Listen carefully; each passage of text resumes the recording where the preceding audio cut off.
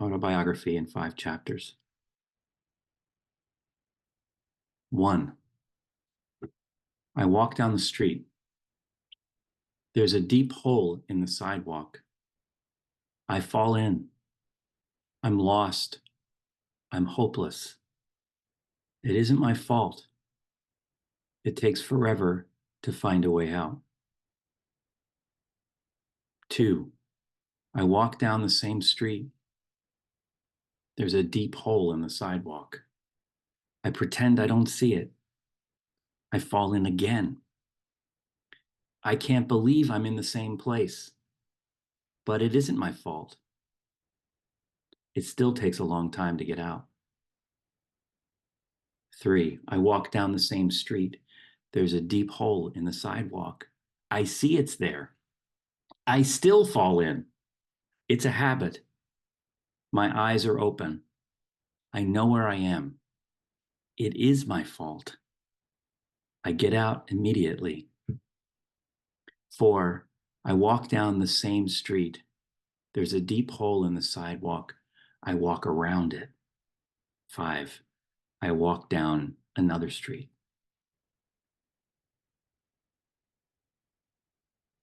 Taking a comfortable seat, feet flat.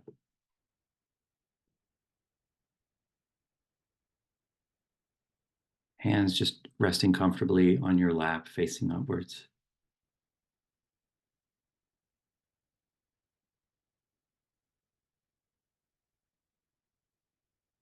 Straightening the back just a little bit, lengthening the neck by a millimeter.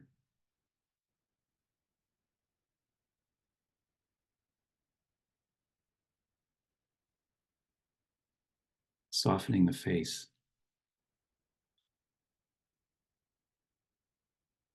Feeling that amazing release that we're holding most of the day in our faces, in our chest, in our back. Letting the shoulders fall.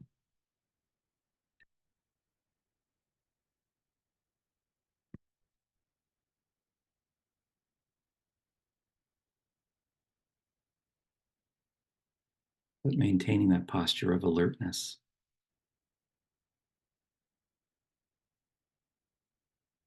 We've talked about it as the wild oak, or as a beam that runs from the heart center up to that space between your eyebrows. Just opening that channel of communication.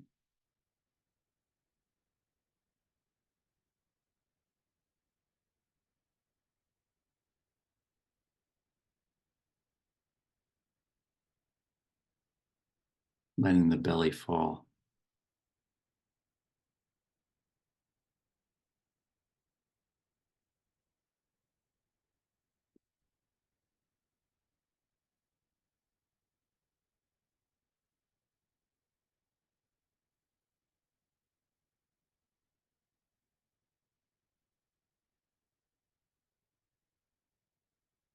Now we're in it.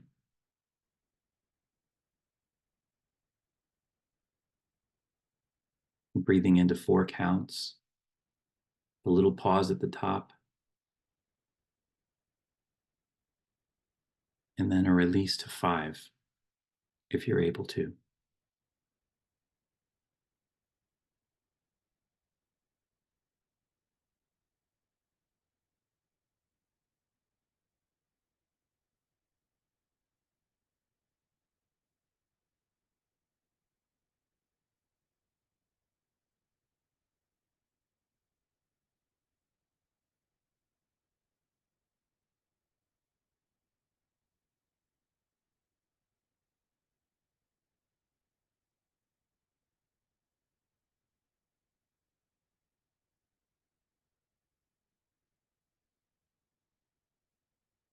This week,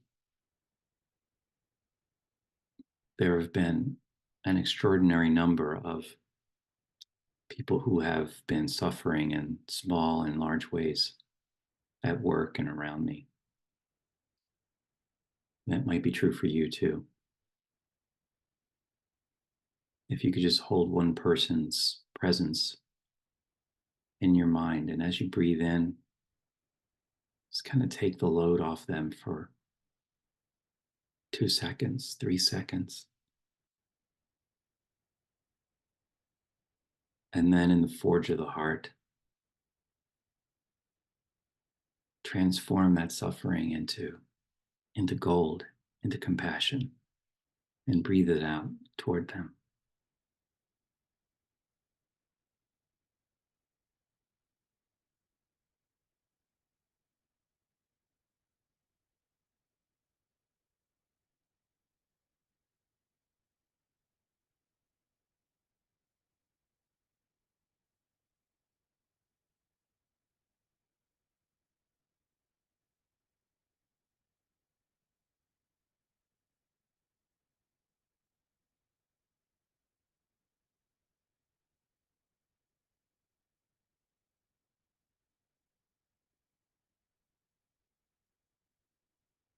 And if you can just take a step back and notice whatever thoughts are flying around in your mental airport.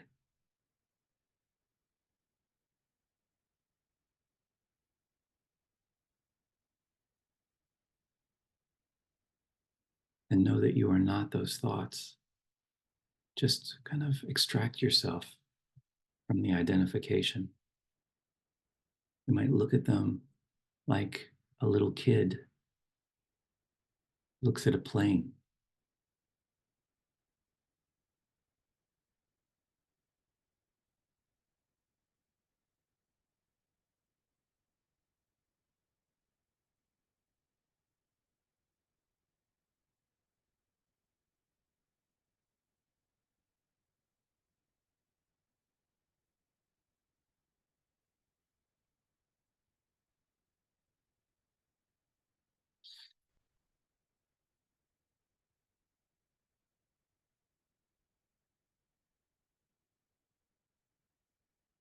Until the air quiets.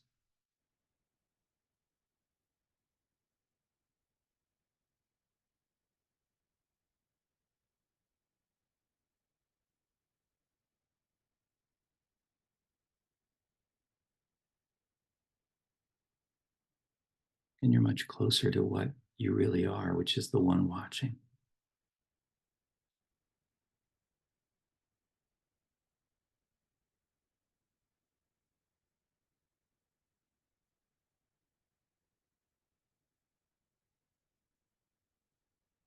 The one who's writing this autobiography.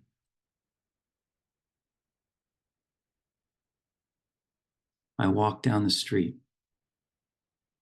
There's a deep hole in the sidewalk. I fall in. I'm lost. I'm hopeless. It isn't my fault.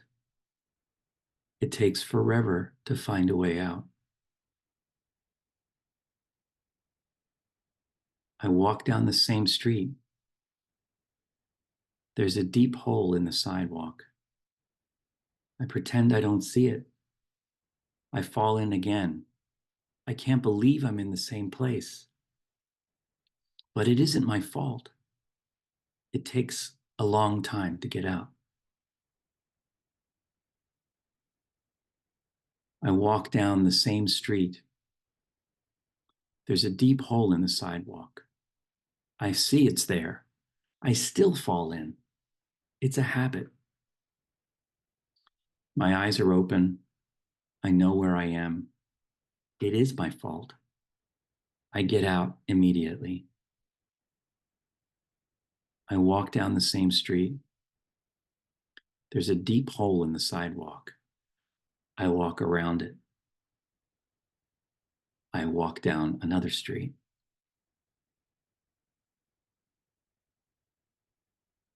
Portia Nelson.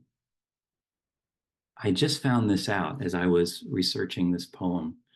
Portia Nelson was a cabaret singer. She died at 80 years old in 2001. But in the early 1950s, she shared stages at the Blue Angel Cabaret with people like Carol Channing and Pearl Bailey and Harry Belafonte, I've discovered. And she was also an actor. She was in The Sound of Music. She was Sister Berthe, who sabotaged the Nazi car. That's who wrote this poem. And she also wrote material for Carol Burnett, Debbie Reynolds, and Marlene Dietrich. In her day, she knew everybody and was fairly well known, but she's best known now for this poem, which is often read in recovery circles. It's included in Buddhist texts and mindfulness web pages. You might have heard it at a Quaker meeting. It comes up a lot because it's one of those poems that, like Wild Geese, speaks so generally about the human condition and yet reaches into each of us specifically. It doesn't fall so far into the general that it becomes cliche. Every time I meet it, no matter how old I am, and I've known this poem for now 20 years, I'm seeing something else in it. I'm calling it a poem, but is it a poem? It's called an autobiography. Is it a short story? Is it a journal entry? It's one of those genreless pieces that lives in a place all its own. I also think that a poem, just in general, is interesting if it can be read through various lenses, through a formal lens, through a psychoanalytical lens, through a sociological lens, and through a mythical or mystical lens. And this poem actually has all of those layers and levels to it. On the formal level, of course, it's calling itself an autobiography, so it's using as its conceit another literary form that actually doesn't look like this. So it's already doing something kind of fascinating. It's not a memoir, it's an autobiography, which is the story of my life. And it's a story of my life that's now captured in 20 lines of verse. It also seems to be an autobiography is something written by a famous person. We only read autobiographies by famous people. How did they get this way? How did you do it? This is how I did it. So this is really like the inner famous person within each of us speaking their journey to recovery or awakening. Victoria Chang did this with the formal conceit in a book called Obit, where she was writing different kinds of obituaries. The whole book is composed of this obituary form. So from the psychoanalytical lens, it's also extremely interesting. And this is why often in recovery circles or at AA meetings, you'll hear a poem like this read. Bad things happen in the childhood of this person. And at the end of that first chapter, they say the healthy thing, which is, I'm lost, I'm hopeless, it isn't my fault, which is actually true. Bad things happen to us and it's not our fault. The surrendering aspect of the 12 steps is about owning up to the fact that I'm lost and I'm hopeless right now. What's the next step? So she does the healthy thing in that first step in the first chapter. But the whole poem rides on this premise of it's not my fault, it's my fault. That's the move that the poem makes that makes it so interesting. It's not just it's not my fault poem or a poem that takes on the shame in a confessional way and says it's all my fault. There's actually a movement here, a journey, an arc. And in the second chapter, the next rung of the ladder is that there's surprise that maybe as a young adult or an adult, they've fallen into the same pattern as childhood, right? Wait a minute, this looks just like the relationships I was trying to run away from. How did I get here? I'm actually shocked that this happened again with such artistic clarity. How did I unconsciously do this? And it's the development of the habit or the addiction to deal with the shame that happened when you were a child. So you turn anxiously toward the familiar and you fall into these relationships that feel like and look like the ones that you were running away from. Still not your fault. Also a healthy moment to realize that this is the natural unfolding of a human brain. But then in chapter 3, it's my fault. This is the major step. And it happens in 12-step programs. There's a point where you make an inventory of your responsibility in all of this. And you later make amends. So it has to do very much with the it's my fault quality. What's my role in this? What's my responsibility? What part did I play in this inventory? And that's the turning point. That's the turning around point, I should say, and looking at rather than running to the next thing and the next. That's the moment we get out of the habit. So you're not saying, hey, world, what's wrong with you? Why do you treat me so badly? You're kind of looking inward and saying, why am I not okay with this?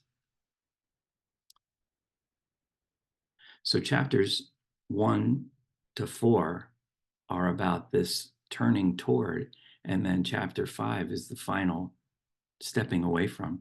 Chapter 4 is interesting from a drinking point of view. It's like saying in chapter 4, I'm no longer going to drink around my drinking buddies.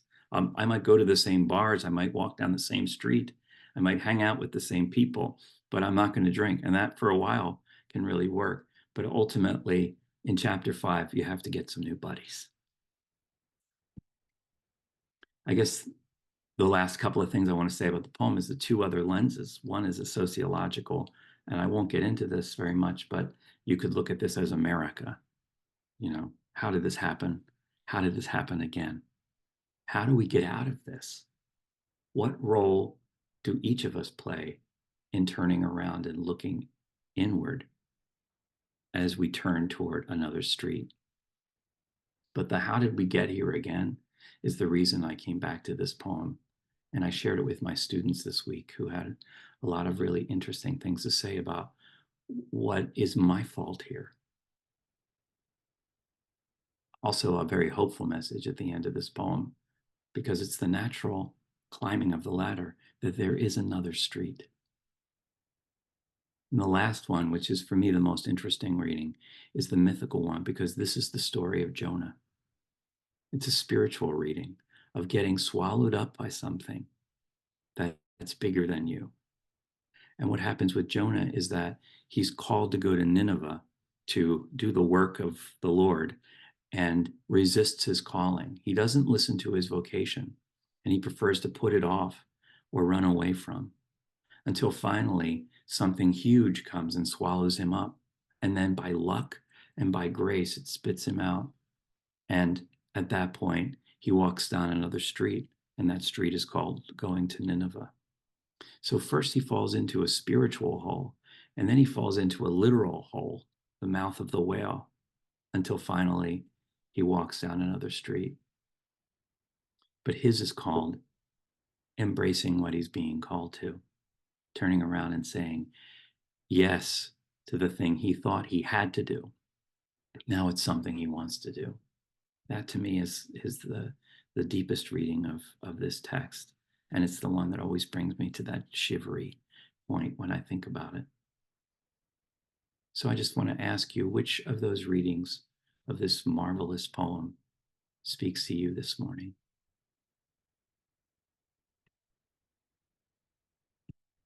Let's get back into it for another 10 minutes.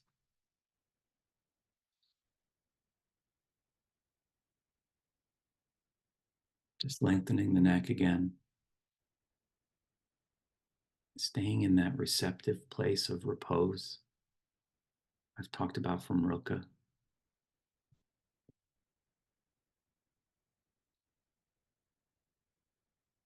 Maybe now just lifting the chin a little bit, just a tiny bit, and feeling your awareness between your eyebrows.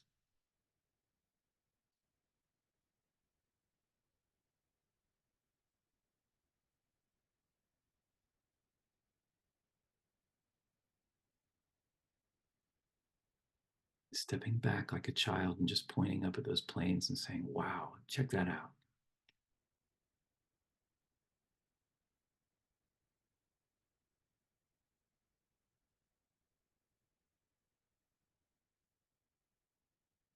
The brain secreting thoughts like the mouth secretes saliva.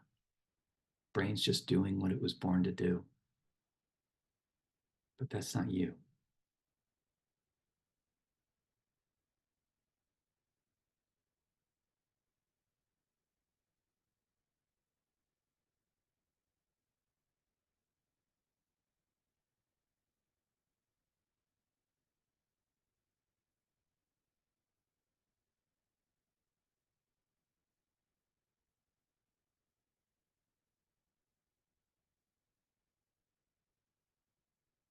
And as you sit, I want to take you through an ABCD meditation. This is something I came up with that encapsulates the main rungs of letting go that you read in poems like Portia Nelson's.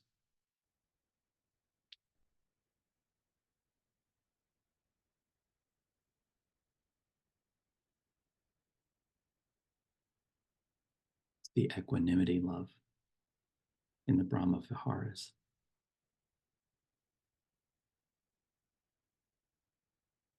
So A is as it is.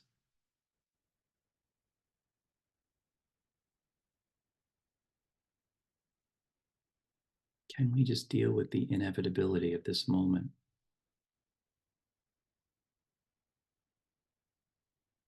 Can we give it space?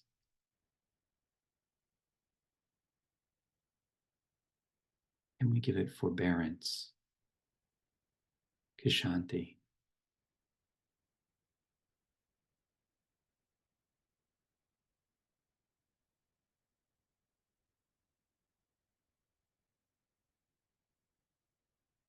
The difficulty of this moment is pain for you somewhere in your body, maybe to just put a soft hand wherever that might be.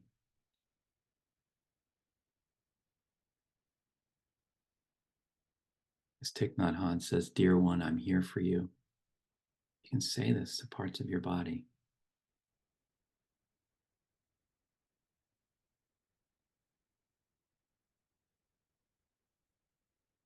Or you can say, like to a child, I'll give you all the space you need.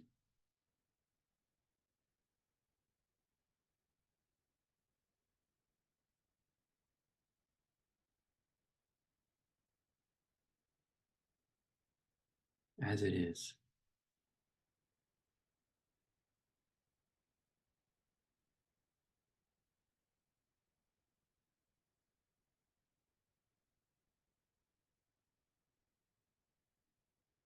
Be is being here.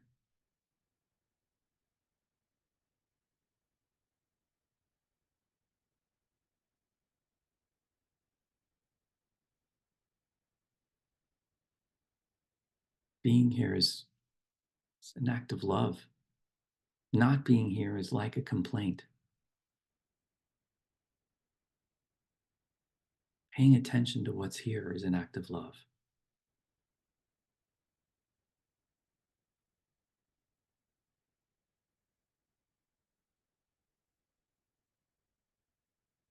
It's saying, I'll give you the space, but loving you means being here.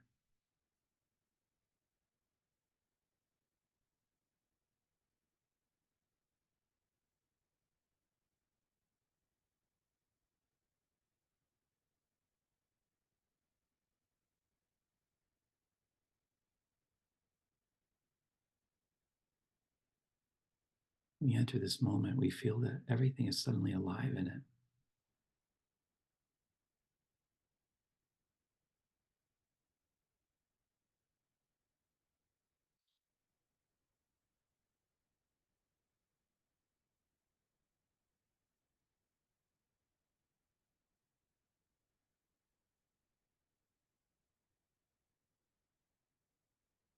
The C is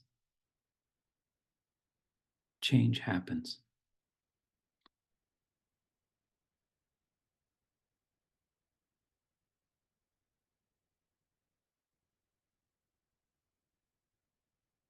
All of this is going to change. The pain, the surprises of the day,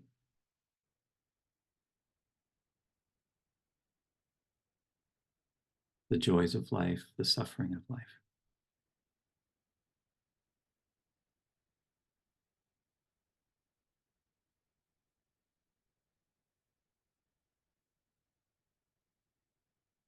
Joseph Campbell called that joyful participation in the sorrows of life and sorrowful participation in the joys of life.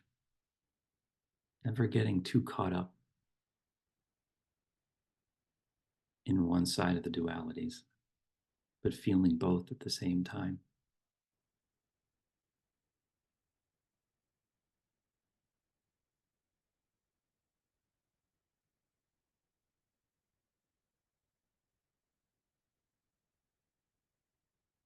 And the fourth is don't judge. Don't judge yourself. It's not your fault. And don't judge yourself even when it is your fault. Just turn around and look.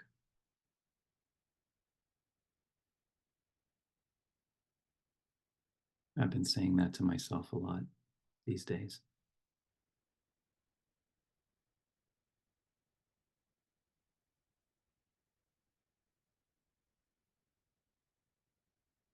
Here's the same quote I read last week from Pema Chodron about being thrown out of the nest or falling into a hole. To be fully alive, fully human, and completely awake is to be continually thrown out of the nest. To live fully is to be always in no man's land, to experience each moment as completely new and fresh. To live is to be willing to die over and over again. From the awakened point of view, that's life.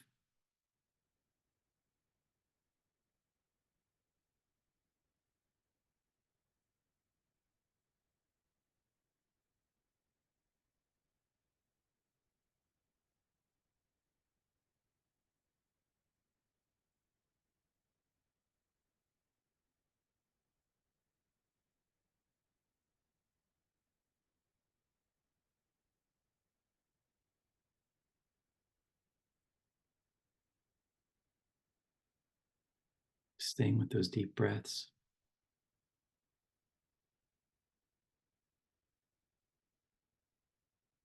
Feeling the enormity of the space you're in.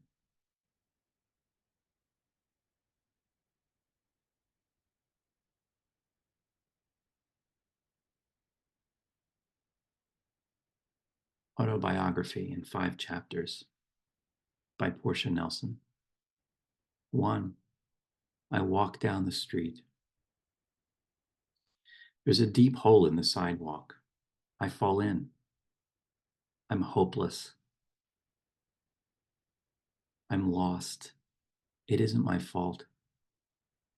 It takes forever to find a way out. 2. I walk down the same street.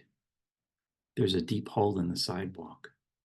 I pretend I don't see it. I fall in again. I can't believe I'm in the same place, but it isn't my fault. It still takes a long time to get out. 3. I walk down the same street. There's a deep hole in the sidewalk. I see it's there. I still fall in. It's a habit.